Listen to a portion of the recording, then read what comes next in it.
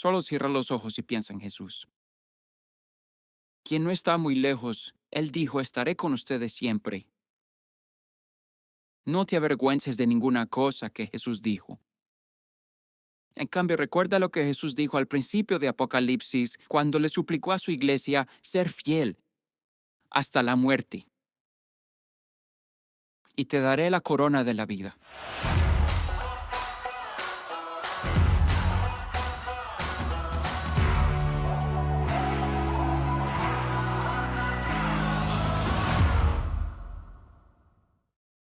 Así que aquí hay una gran pregunta. ¿Cuánto sufrirías tú personalmente por el nombre de Jesús? Desearía no tener que hacer esa pregunta. Desearía que todos en este mundo amaran a Jesús y priorizaran a Jesús y confiaran en Jesús y siguieran a Jesús, pero en un mundo donde no todos lo hacen, esta pregunta, donde quiera que vivas en la tierra y en cualquier momento que vivas en la historia, siempre ha sido relevante. ¿Qué precio pagarías tú personalmente para ser absolutamente fiel a Jesús? A lo largo de los siglos, ya sea que vivieras en tiempos antiguos o tiempos modernos, ya sea que vives aquí en la cultura estadounidense moderna o en alguna otra cultura, siempre ha habido algún precio en la escala de persecución, ya sea un precio social o un precio relacional o un precio profesional o un precio económico o un precio físico que puede terminar con tu vida. Siempre ha habido un costo de ser absolutamente fiel a Cristo. Si pudiéramos viajar en el tiempo, de regreso al año 300 DC en la ciudad de Roma, donde el emperador romano exige que todos quemen incienso y lo reconozcan como Señor y Dios. Y los cristianos que adoran a Jesús como su Señor y Dios dijeron, no podemos. ¿Sabes cuál era el precio en esos días? El Coliseo. ¿Alguna vez has pensado en eso? Habían cristianos que simplemente por decir, creo que solo hay un Dios, fueron atados vivos a postes mientras decenas de miles de personas clamaban por su sangre y su muerte, mientras bestias hambrientas lentamente los despedazaban. Imagina el valor que debe haber tomado no recortar camino y quemar un poco de incienso y comprometer tu fe.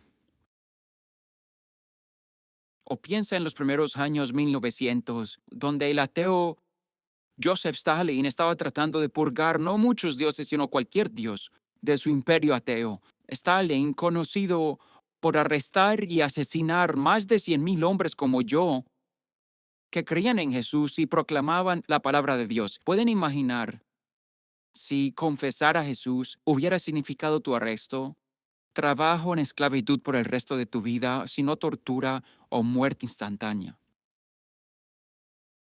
O piensa aquí en mi país, donde hace 100 años, en ciertas partes del sur, enfrentarse a la intolerancia y el racismo habría significado que los intolerantes con insignias soltaran los perros y las mangueras de agua, donde simplemente decir que Dios ama a todas las personas de cualquier color te habría costado profesional, socialmente, quizás en tu propia familia. La persecución habría venido de poderes fácticos de algunas de las iglesias mismas. Estar con Jesús habría tenido un gran costo personal. Y tristemente ese costo no es solo cosa del pasado.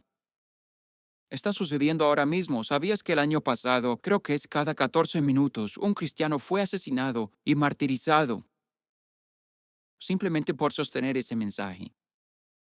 En Corea del Norte, ser cristiano es una sentencia de muerte casi instantánea. En partes de norte de Nigeria, ser audaz acerca de Jesús significa que militantes asesinen a los hombres de tu familia, secuestren, violen y fuercen a tus hermanas e hijas a matrimonios de los que no quieren ser parte. Enfrentarse a los carteles en gran parte de Latinoamérica podría costarte tus manos, tu cabeza, tu vida. Ser fiel a Jesús en muchos países en el siglo XXI podría costarte todo. Pero ¿qué tal aquí ahora? Si eres como yo y vives en América del siglo XXI, ¿qué te costará la fidelidad a Jesús? Ahora, para ser claro, en la escala de persecución, ninguno de nosotros en la América del 2020 puede hacer una fiesta de lástima como los perseguidos. Búscalo en Google y descubrirás que este es uno de los lugares más seguros de la tierra para que vivan los cristianos. Pero eso no significa que no haya un costo que muchos de nosotros tengamos que pagar para ser absolutamente fieles a las enseñanzas de Jesús y a las palabras de la Biblia. Puede que no sea un costo mortal o un costo alto físico, pero para muchos de ustedes habrá un costo profesional, un costo financiero, un costo de relaciones, familias y de amigos, de popularidad. Y entonces mi pregunta es, ¿cuánto vale Jesús para ti? ¿Y cuánto estarías dispuesto a renunciar para sufrir por él? Creo que ha llegado el momento en la América moderna donde no importa cuán pequeño sea el gesto, un simple me gusta, no importa cuán gentil sea el tono o respetuosa la conversación, creo que ahora ha llegado el momento donde aquellos que se paran con las palabras de este libro tendrán que pagar un precio. Que si tú allá con tus amigos y familia, en tus trabajos y en tus escuelas, si simplemente repites lo que Jesús dijo sobre el género en Mateo 19, es decir, que Dios es quien decide si somos hombres o mujeres por los cuerpos que nos da, no es algo que decidimos por nuestra propia autopercepción. Si simplemente dices eso, incluso si es gentil y amable, te costará. Y entonces vuelvo a mi pregunta. ¿Qué precio pagarías por Jesús? Si supieras que el profesor pondría los ojos en blanco y no te recomendaría para el trabajo, o si supieras que todos te mirarían de reojo y dirían cosas a tus espaldas, si hubiera un costo social, un costo profesional, un costo financiero, si las puertas se cerraran para ti, mientras tu Biblia permaneciera abierta, ¿lo harías? Si el precio fuera alto, ¿lo pagarías? Ahora, estas son las preguntas difíciles por las que el libro de Apocalipsis fue escrito, para ayudarnos a responder. Hoy quiero sumergirme en este libro y cubrir un capítulo completo y medio, porque justo en el medio del libro de Apocalipsis hay dos enseñanzas muy importantes. Uno, el costo que muchos cristianos, tal vez tú y yo, tendremos que pagar para ser fieles a Jesús. Y la recompensa absolutamente valiosa y digna para aquellos que lo hagan. En un mundo donde siempre seremos tentados a comprometernos, a vendernos y a tomar atajes teológicos, hoy vamos a recordar que es real, es malo y puede empeorar. Pero si tan solo pudieras ver lo que viene para las personas fieles a Dios, esas son las dos cosas que te quiero enseñar mientras nos sumergimos en el libro de Apocalipsis, capítulo 13.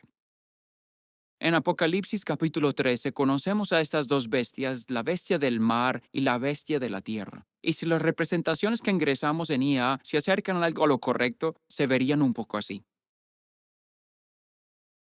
La primera bestia, en la primera parte del capítulo 13, se describe como una bestia con muchas cabezas, muchos cuernos y coronas en su cabeza. Se parece a un leopardo, tiene pies de oso y una boca como la de un león. Tiene un poder inmenso y persigue a las personas fieles de Dios. La mayoría de la gente sigue a la bestia. Es tan poderosa, dice cosas como ¿quién es como la bestia y quién puede hacer guerra contra ella?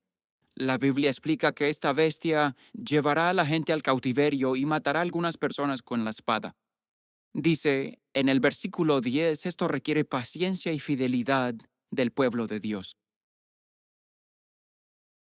Como gran parte de Apocalipsis, podrías ver esas imágenes o leer esos pasajes y decir, ¿qué? ¿Qué significa eso? Es la pregunta correcta. Basándose en algunos de los detalles de la descripción, especialmente la parte en que esta bestia parece un leopardo, un oso y un león, muchas personas piensan que esta bestia representa el poder político que se vuelve contra la gente de Dios. Esta interpretación viene del Antiguo Testamento, profecía de Daniel capítulo 7. Daniel profetiza sobre reinos políticos venideros como los babilonios y los persas y los griegos y los romanos. ¿Y cómo describe esos diversos reinos? Los describe como un leopardo, un oso y un león. Esos son reinos separados, pero aquí en el libro de Apocalipsis, las descripciones se juntan no para indicar uno singular, sabes, el gobierno de Estados Unidos o el gobierno chino o los rusos, siempre que el poder político en cualquier forma hace que las personas fieles a Dios paguen por su fidelidad. Esa es la bestia que sale del mar. Es feroz, es salvaje, y el precio que los gobernantes pueden demandar es alto. Históricamente, ¿puedes pensar en algún líder político que haya perseguido al pueblo de Dios? Pienso en el faraón en el Antiguo Testamento. Él es quien hace las leyes, es su ejército quien las hace cumplir, y persigue a Moisés y al pueblo de Israel. Les ordena matar a los bebés varones. Esa es la bestia que sale del mar. O piensa en Jesús. ¿Recuerdas el credo de los apóstoles? Fue crucificado bajo Poncio Pilato, quien era el gobernador romano. No fue algún vecino al azar que puso a Jesús en la cruz, sino los soldados romanos bajo la dirección del gobierno romano local. La cruz misma es un ejemplo de la bestia que sale del mar. Cada vez que el gobierno aprueba una ley que dificulta ser fiel, te hacen pagar algún precio social o financiero por estar comprometido a Jesús. Esa es la bestia que sale del mar. Y luego está la otra bestia. En la segunda mitad de Apocalipsis 13 leemos que esta bestia sale de la tierra y tiene características que nos hacen pensar, entre comillas, un cordero. Normalmente una palabra clave para pensar en Jesús, el Cordero de Dios. Versículo 13. Esa bestia realizó grandes señales y milagros, incluso haciendo que el fuego bajara del cielo. Parece tener algún poder sobrenatural que te hace pensar que está conectada a Dios. Sin embargo, en el capítulo, en lugar de amar al pueblo de Dios, esta bestia se opone. Lo que te hace preguntar, bueno, ¿qué significa eso? Bueno, muchos intérpretes piensan que debido a la descripción que era como el cordero, parecía tener alguna conexión espiritual milagrosa. Esta bestia es lo que sucede cuando la iglesia se vuelve contra las personas fieles. Cuando los líderes religiosos que pensarías están tan cerca de Dios se están volviendo contra la palabra de Dios, de alguna manera han comprometido, probablemente para mantener influencia y poder político, y ahora aquellos que están firmes en su fe son perseguidos y juzgados por su fidelidad.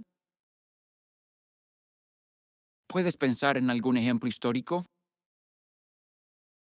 Como en el Antiguo Testamento, profetas que proclamaban éxito y bendición aunque la gente adoraba ídolos, los profetas fieles a menudo fueron perseguidos y asesinados. ¿Recuerdas frente a Poncio Pilato quien estaba gritando, crucifícalo, crucifícalo? No los paganos, sino los líderes religiosos. La iglesia literalmente estaba gritando por la muerte de Dios. Cada vez que pensarías, bueno, los pastores, los sacerdotes, la gente con las túnicas, en los tiempos de adoración, la gente que ora, serían pro Dios. Pero en realidad a veces se convierten en la bestia que persigue al pueblo de Dios.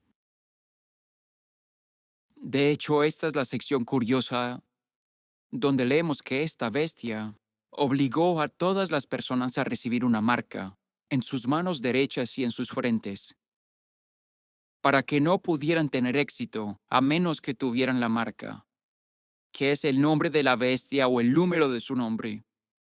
Ese número es 666. Y dirías, "Ah, la marca de la... ¿Qué significa eso?".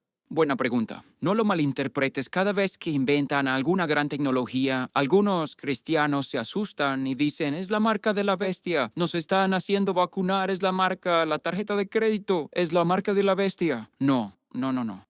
Eso no aplicaría a cristianos del primer siglo antes de las vacunas, ¿de acuerdo? La marca de la bestia no es algún avance tecnológico. La marca de la bestia en la mano y la cabeza es simplemente una forma de decir que crees y te comportas de maneras no bíblicas. Que las obras de tus manos y los pensamientos en tu cabeza, en lugar de alinearse con la Biblia, se han desviado. Ha sido marcado por los valores de este mundo, que es la marca de la bestia. En la Biblia, cada persona tiene una de dos marcas. Están marcadas por Dios, sus creencias y comportamientos, o están marcados por el mundo, la marca de la bestia. Y a veces, para tener éxito en el mundo, necesitas la marca del mundo. ¿Me siguen hasta ahora? O preguntaste, bueno, ¿por qué se llama 666? Es una pregunta difícil. Creo que porque en el libro de Apocalipsis el número 7 a menudo representa a Dios, pero el número 6 se queda corto de lo que Dios quiere. Así que piensa en nuestro mundo, hablamos de verdad todo el tiempo, mi verdad, tu verdad, todos buscamos la verdad, pero la definición de verdad del mundo alcanza la verdad como Dios la define. No, se queda corta. En lugar de 7 como Dios se queda corta y es 6. Hablamos de amor todo el tiempo. ¿Con qué frecuencia se usa la palabra hoy en día? Pero la definición cultural alcanza la definición de Dios de la palabra amor. No, se queda corta. Hablamos mucho de la justicia, pero ¿es la justicia de América la misma justicia de la Biblia?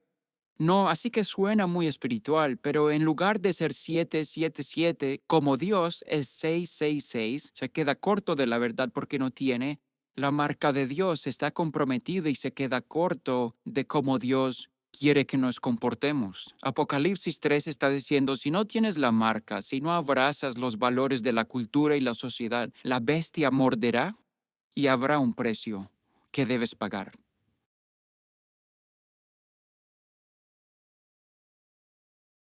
Así que vuelvo a mi pregunta. ¿Qué precio pagarías?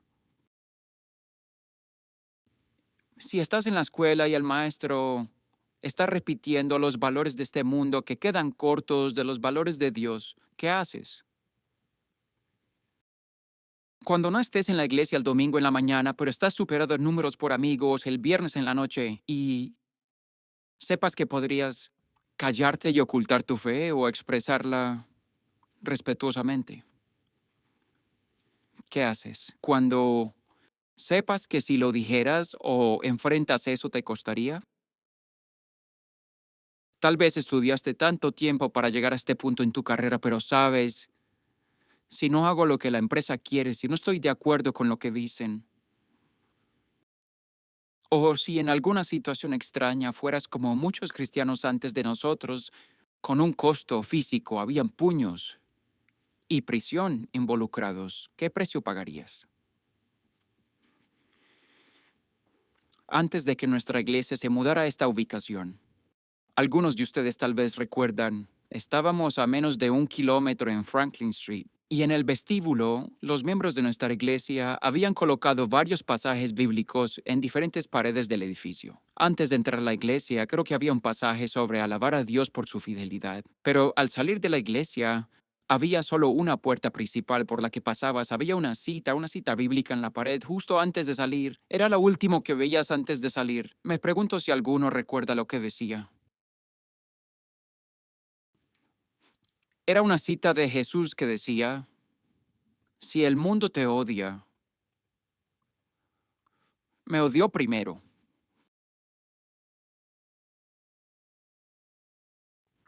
¿Qué tan cálido y reconfortante y positivo es eso? ¿Verdad? Al salir al mundo, donde las bestias son grandes y muerden, solo recuerda esto. Si Jesucristo te cuesta, no eres el primero. Jesús dijo, un estudiante no está por encima del maestro, y aquellos que fielmente me siguen y se niegan a comprometer su fe, habrá un precio que pagar. Quiero que decidas en tu corazón ahora mismo, ¿qué precio pagarías?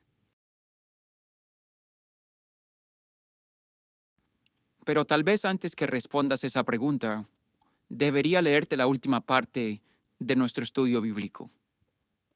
Apocalipsis 13 es brutalmente honesto sobre el costo de seguir a Jesús, pero luego Juan, quien recibe esta revelación, obtiene un pequeño vistazo de lo que está sucediendo en el cielo, como las personas que fueron asesinadas, decapitadas, perseguidas por su fe. Mirándose atrás, ¿qué piensan? Juan obtiene este pequeño fragmento de 5 versículos de lo que está sucediendo en el cielo. Y tengo curiosidad, ¿cuántos de ustedes tienen seres queridos en el cielo? ¿Un hijo, una hija, cónyuge, abuelo? Este es un vistazo de ellos en este mismo momento. Esto es lo que dice Apocalipsis 14, versículo 1. Juan dice, luego miré y apareció el Cordero. Estaba de pie sobre el monte Sión en compañía de 144,000 personas que llevaban escrito en la frente el nombre del Cordero y de su Padre. ¿Has visto los tatuajes de Mike Tyson? Aparentemente así se ven todos en el cielo. ¿Alguna vez has visto a Jelly Roll en uno de sus videos musicales? ¿Pero qué significa eso? Bueno, esto es lo que significa. En lugar de estar marcado en la frente por la bestia, estás marcado en tu misma frente por el Dios más bendito. Que en lo que piensas es en Dios y su dignidad. Que a lo que estás dedicado y enfocado es en Jesús y su sacrificio. Como Dios no se avergonzó de ser llamado nuestro Dios a pesar de nuestros pecados. Él nos nombró y reclamó. No puso sus iniciales en la parte inferior de nuestros zapatos, puso su nombre en nuestras frentes para que todos pudieran ver, este es mío. Esta es mi hija, este es mi hijo a quien amo. Con ellos estoy tan complacido. Juan nos da este vistazo de cómo la vida en la tierra puede ser tan difícil cuando la gente no ama los valores de la Biblia. Pero no te rindas y no te comprometas porque cada última persona que es fiel, todos los 144,000 están con Dios, en su presencia, y así es como se sienten. Último versículo de hoy. Juan dice, oí un sonido que venía del cielo, como el estruendo de una catarata y el retumbar de un gran trueno. El sonido se parecía al de músicos que tañen sus arpas y cantaban un himno nuevo delante del trono y delante de los 4 seres vivientes y de los ancianos. Nadie podía aprender aquel himno aparte de los 144,000 que habían sido redimidos en la tierra. Estos no se contaminaron con mujeres porque son vírgenes. Son los que siguen al Cordero por donde quiera que va. Fueron redimidos como los primeros frutos de la humanidad para Dios y el Cordero. No se encontró mentira alguna en su boca, pues son intachables. Sé que es mucha Biblia y sé que estás cansado, pero escribamos la gran idea. Estos capítulos de Apocalipsis están tratando de enseñarnos que a pesar de las bestias, los cristianos son bendecidos. Incluso si el gobierno se vuelve contra ti, incluso si las personas que afirman ser cristianas te llaman el problema, a pesar de las bestias, cristianos fieles son bendecidos. Ahora, mientras tienes el bolígrafo, hazme un favor. Creo que te des una marca hoy en tu mano. Con solo 2 líneas simples, quiero que dibujes una cruz como un recordatorio del Cordero de Dios que dio su vida para amarte y hacerte intachable ante los ojos de Dios. Y al hacer eso, quiero que recuerdes que tu comportamiento está dedicado a seguir a Jesús donde quiera que vaya, sin importar que Él hizo esto por mí. ¿Cómo podría no hacerlo por Él? Ahora quiero que gires a tu vecino y escribas iglesia en su frente. Estaba bromeando, no lo hagas realmente.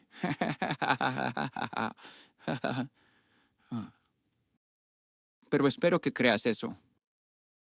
Espero que tus pensamientos estén fijos en Jesús. Espero que tus manos estén comprometidas a Jesús. Espero que tu corazón confíe en Jesús. Él nunca prometió que sería un camino ancho o suave para caminar, pero Él promete que valdrá la pena. Tal vez sea fácil ser audaz y hacer la marca cuando estás aquí entre muchas personas que creen, pero estás a punto de irte a este mundo con bestias ferozas que te morderán. Te pondrán a prueba. Te llevarán a la tentación y cuando llegue ese momento, solo cierra los ojos y piensa en Jesús. Quien no está muy, muy lejos, Él dijo, estaré con ustedes siempre. No te avergüences de ninguna cosa que Jesús dijo. En cambio, recuerda lo que Jesús dijo al principio de Apocalipsis, donde suplicó con su iglesia, sé fiel hasta la muerte, y te daré la corona de la vida. Oremos.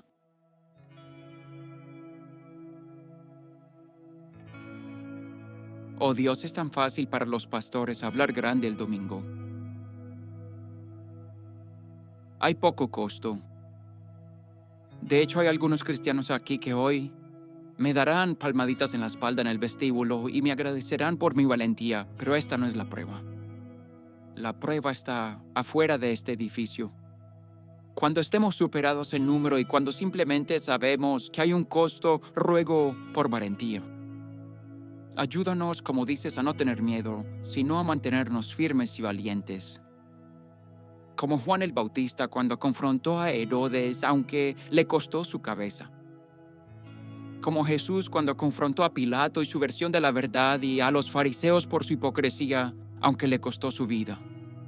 Como Isaías quien confrontó al Israel y Judá del Antiguo Testamento, aunque lo aserraron en dos. Como Daniel quien permaneció fiel, aunque lo arrojaron en el foso de los leones. O los 3 jóvenes que fueron arrojados a las llamas porque no se inclinaron al trono y el ídolo de Nabucodonosor. Dios, queremos ser la versión de cristianos que piensan tanto en ti y están tan conmovidos por tu amor que daríamos cualquier cosa. Como dijeron los mártires de los primeros siglos, puedes quitarme mi dinero, puedes quitarme mi vida, pero no me quitarás a Jesús, Él vale infinitamente más para mí. Dios, sacúdenos de la piel delgada. Ayúdanos a ser valientes y en el proceso ayúdanos a nunca olvidar el amor. Ayúdanos a defender la verdad, pero hacerlo con amor. Ayúdanos a nunca pararnos en una esquina y lanzar bombas bíblicas crudamente. No, ayúdanos a hablar la verdad, pero con gentileza y respeto, como dice tu palabra. Dios, oro esto no solo por mí mismo, oro especialmente por la próxima generación, que acaba de ser criada en una cultura que es bestial, que les ha enseñado desde pequeños que el amor es aceptación. Pero eso no es lo que tú dices. Oro por mis propias hijas adolescentes, oro por cada estudiante universitario, oro por cada joven que crece en América moderna, Dios. Ayúdalos a creer que si moriste por ellos debe valer la pena. Y cuando llegue ese momento, incluso si son los únicos, ayúdalos a creer que perder algo que no pueden conservar vale tanto la pena porque tú has dado algo que no puede ser arrebatado. Te necesitaremos cuando llegue el momento, Dios, así que danos tu espíritu, danos tu fuerza y llénanos con tu amor. Oramos estas cosas en el nombre de Jesús, quien quitó los pecados del mundo, incluso los nuestros. Y el pueblo fiel de Dios dice, amén. Time of Grace no termina aquí. Visita timeofgrace.org y explora inspiradores recursos como nuestros devocionales Grace Moments. Síguenos en las redes sociales, donde encontrarás el apoyo de una gran comunidad cristiana. Muchas gracias. Nos vemos la próxima vez en Time of Grace.